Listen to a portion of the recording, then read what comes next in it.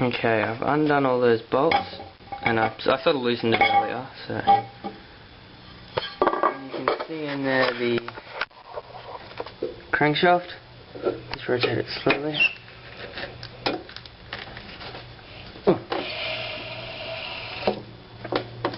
It's hitting on something. It's not letting me rotate it. But I know it's not seized because I've had it rotating before, so it's not seized. And it's covered in really thick oil, which has been sitting in there for a long time. Looks in pretty good shape. Don't quite know what it's constructed from, like the insides, but probably just cast iron or something.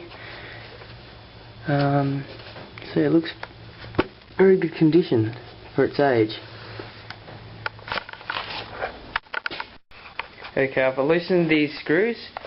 On this part here I used WD-40 and an impact driver, and that took them off really easily, so now I'm about to take the black cover off. Okay, I removed all the valve and rockers, and now I can see that to get this sort of dish thing off that they sit in, I have to undo these things, and I could just get a screwdriver and hit that around, like put the screwdriver in there where my fingers and then hit the screwdriver, and that would spin it around. But I think I might try and make something, because I don't really want to do that and damage them, so I might try and make something. Okay, I've finished made this tool. You can see it's got 4 little notches at the end, which I just cut out, and then it just slips into those 4 notches. I won't be able to do it because I need 2 hands, but it'll be a lot safer and it won't damage the engine like if I was to use a screwdriver and hit it would. Okay, I've taken them both off. I haven't got them mixed up yet, but I've realised I still need to. I don't think I really needed to take these out, because if you look at them, they're just sort of, they don't really hold it in. I don't quite know what they do, but I'm sure they're there for a purpose. So what I have to do to get this little tray thing off is push the spring down and get the little collets out of there. I think that's what they're called. They're 2 little wedge-shaped pieces which hold the spring to the valve. So that's what I need to do next. The little clips that hold the valve in there were seized quite a lot. So what I've done is I've rotated it around till the piston's at the top of the stroke, and then I can push this down so that the bottom of the valve hits the top of the piston. And then I've put this piece of wood with a hole drilled in the middle over that, and with 2 people we've pushed the valve down till it hits the piston, and then just tapped this and it's come out with a hammer. So that's how I've got that off when they're seized. Okay, using that method I got the second one out, and make sure that you get 2 different tins with the intake stuff, that's the push rod there and all the intake stuff, and the exhaust stuff, and the exhaust goes in an exhaust tin. Although they look the same, they might have worn slightly different, and if you put them in the wrong order, or if you put them in the wrong spot, it might cause extra wear. I didn't do this on my other diesel engine, but I should have. I've put WD-40 on the head bolts, and I've taken the bolts off that hold the injector in. I'm taking the fuel line off that, so that should come off now. But now I'm just going to get my rattle gun and take those bolts off, hopefully. So here we go. Okay, I've undone those. On some of them, the nut came off the sort of bolt, but on some of them the whole bolt came out. I'll show you what I mean. That's what they are there. See, they've got threads on both ends, so you thread it into the block, and then you screw it on. But if the thread's a bit burred at the end, it'll take the whole thing out. Not really a big problem, but that just sometimes happens. Okay, I got it off. It turns out I didn't need to put the nuts on and tap it off. I just got someone else and we sort of jiggled it off. Looks in not too bad condition. There looks to be a bit of carbon build up around here. I'll work out its displacement in a couple of minutes, just by taking the bore and stroke. And that's the head there. Doesn't look too bad. You can see that hole there is that's like the pre-ignition chamber. So that's where that is, the injector. Yeah, that's pretty much it. I'll wind it down slowly and see what it looks like inside.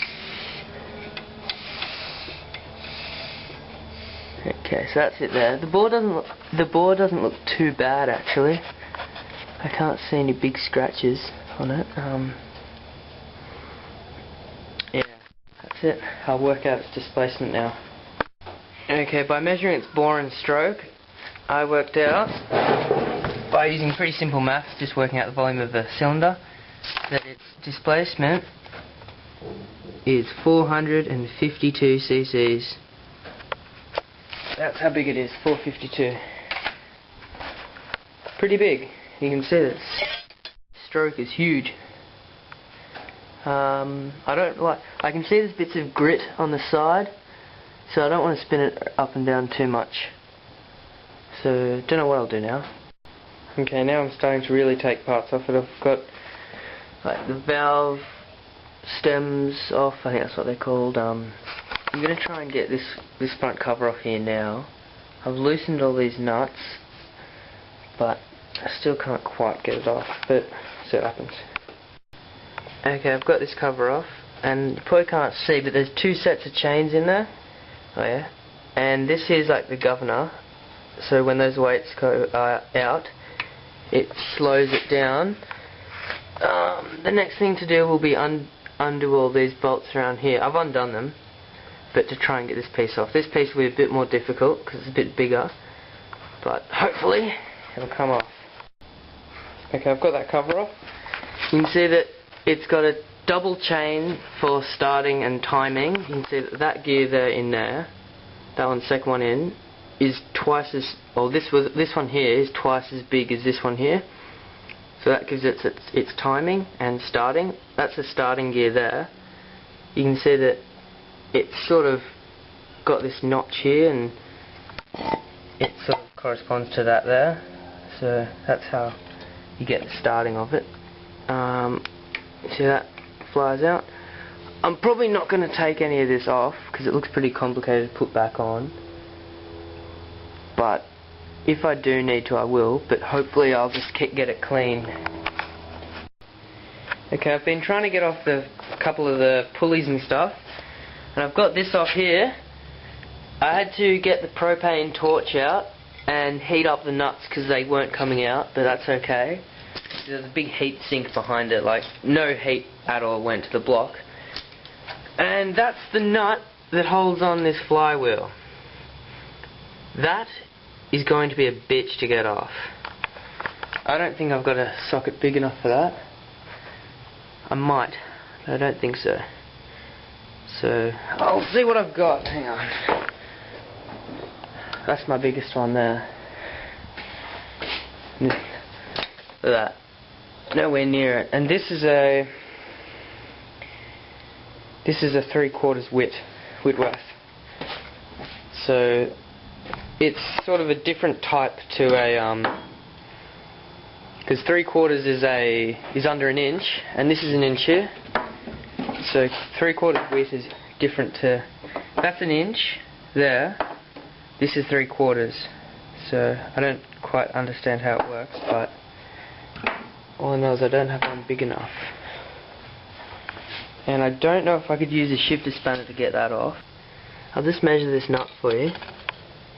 Across the flats, it's just over 45, probably about 46 millimeters.